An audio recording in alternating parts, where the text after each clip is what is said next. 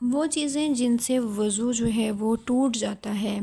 اگر کسی کی نکسیر پھوٹی ہو یا کوئی چوٹ لگی ہو اور خون نکل آئے، یا پھوڑا پھنسی ہے جس سے بدن میں نکل آتا ہے اور کہیں سے خون نکلا یا پیپ نکلی تو وضو ٹوٹ جائے گا۔ البتہ اگر زخم کے منہ پر ہی رہے خون، زخم کے منہ سے آگے نہ بڑھے تو وضو نہیں ٹوٹے گا۔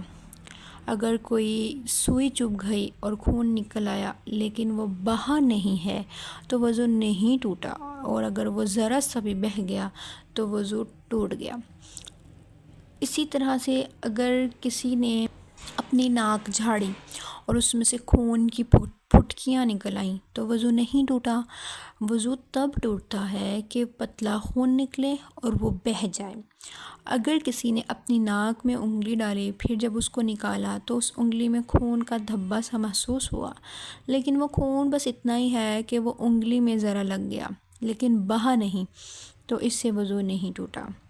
کسی کی آنکھ کے اندر کوئی دانہ وغیرہ تھا، وہ ٹوٹ گیا یا خود اس نے توڑ دیا، اس کا پانی بہہ کر آنکھ میں تو پھیل گیا لیکن آنکھ کے باہر نہیں نکلا تو اس کا وضو نہیں ٹوٹا، اور اگر آنکھ کے باہر پانی نکل پڑا تو وضو ٹوٹ جائے گا۔ اسی طرح سے کان کے اندر دانہ ہو اور وہ ٹوٹ جائے، پھٹ جائے، تو جب تک خون اور پیپ کان کے اندر سوراخ میں ہی رہے گی جہاں پانی پہنچانا غسل کرتے وقت فرض نہیں، تب تک تو وضو نہیں ٹوٹے گا۔ جیسے ہی وہ پانی یا پیپ یا خون جو ہے اپنی جگہ چھوڑ کر آگے کو بہنی شروع ہو جائے، آگے نکل آئے، اس جگہ پہنچ جائے جہاں پہ پانی پہنچانا فرض ہے، تو وضو ٹوٹ گیا۔ کسی نے اپنے پھوڑے یا چھالے کے اوپر کا چھلکا نوچ لیا اور اس کے نیچے خون یا پیپ نظر آنے لگا، لیکن وہ خون پیپ اپنی جگہ پر ٹھہرا ہے، کسی طرف نکل کے بہا نہیں، تو وضو نہیں ٹوٹا۔ جو بہہ پڑا تو سمجھو وضو ٹوٹ گیا۔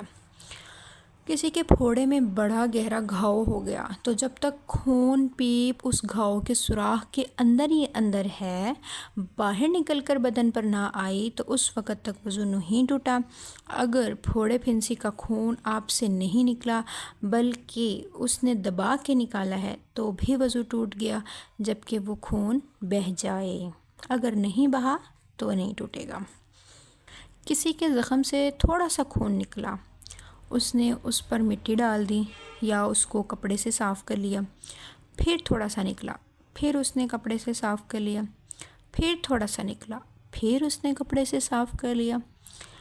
تو کئی دفعہ ایسا کیا، نکلتا رہا اور آپ نے صاف کیا،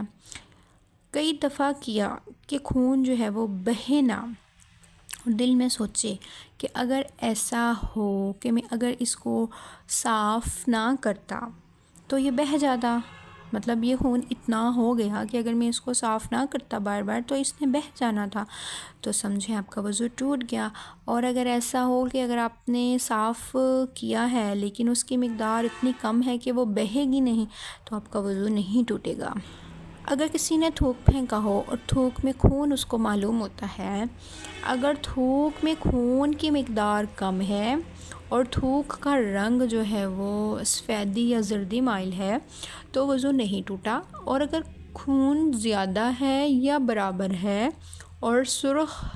رنگی اس کا رنگ ہے، رنگت، تو وضو ٹوٹ گیا۔ اگر دانت سے کوئی چیز کاٹی اور اس چیز پر خون کا دھبا معلوم ہو، یا دانت میں خلال کیا اور خلال میں خون کی سرخی دکھائی دے لیکن تھوک میں بالکل خون کا رنگ معلوم نہیں ہوا تو وضو نہیں ٹوٹا۔